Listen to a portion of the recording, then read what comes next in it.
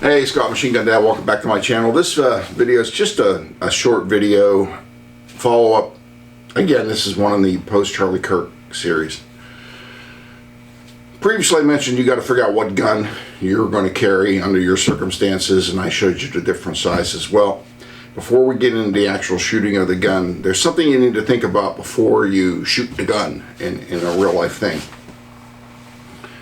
It's threat assessment. And basically, that is locate, identify, assess, and then either engage or evade. Kind of a cute little way of looking at it, I guess. 5 words cover it. But basically, you're in a Walmart and somebody starts shooting the place up.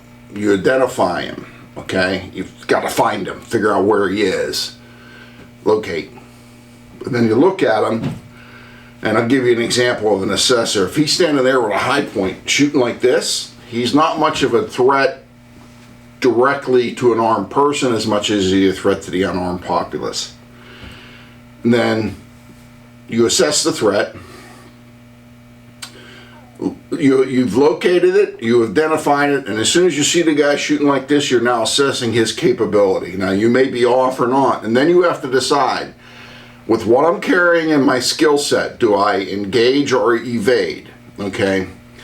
If you're not a police officer, I'd say 95% of the time you should evade, especially if you have family. When should you engage? When you can fucking win, or you have no choice. Those are the only 2 times you should engage. Guy's over here with his high point, he gets his 8 shots, he's in the middle of a reload. You've got perfect opportunity to throw 5 or 6 rounds at him. And then if he doesn't go down, you can still evade. An example where you have no choice but to evade is the shooting in Las Vegas, where the guy was firing high-powered weapons out of a hotel into a crowd. You can locate him. He's up there, and you can see the muzzle flashes. You've identified it's either a semi or a full automatic rifle. Assess. I can't engage that. I can't win. He's too far away. You have to evade. There's nothing that you can do but evade. Where it comes into play is where the evade and engage really play off of each other is where your options to evade require either getting close to the gunman or covering other people. You may actually have to do both. You may have to do a short engagement to distract him to get other people out, your family and your loved ones out, or you may have to engage just to get your own ass out to get to a door or something. My recommendation is this. Evade is the choice if you're not a law enforcement officer. Engage if you can win. Or you have no choice, you're in a one room and the guy's kicking the door and you're going to engage, but even then you can maximize your survivability by moving to the side, causing him not to engage you immediately, maybe hide behind cover until he can, he comes in the room and you step out of a closet and you shoot him, whatever. That's all individual tactics, but the point is you shouldn't engage until you're either absolutely required to engage or you can win, because if you engage and you lose, all you're doing is giving the bad guy more guns, more ammunition to hurt more people.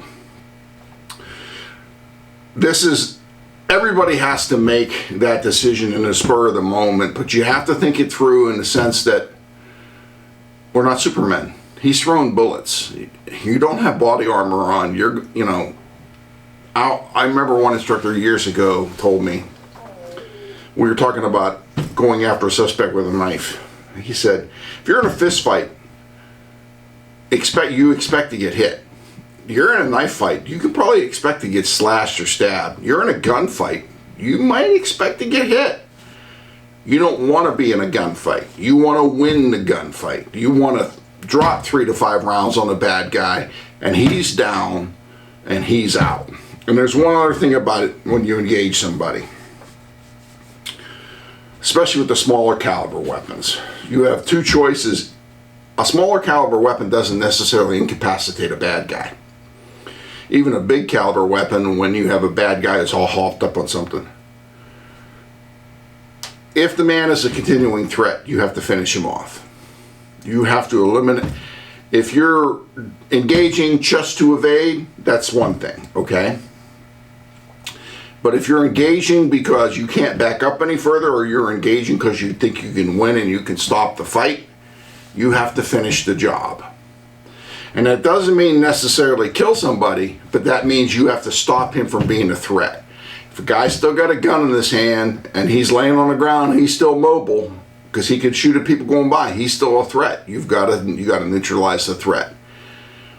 All this is something to think about. This video really isn't teaching you anything other than for you to try to pre-think this through in your head. Keep, locate, identify, assess, evade, or engage. You got it. You have to keep that in your head and think it through. And no one can come up with all the scenarios, and nobody can guarantee how they're going to act under stress.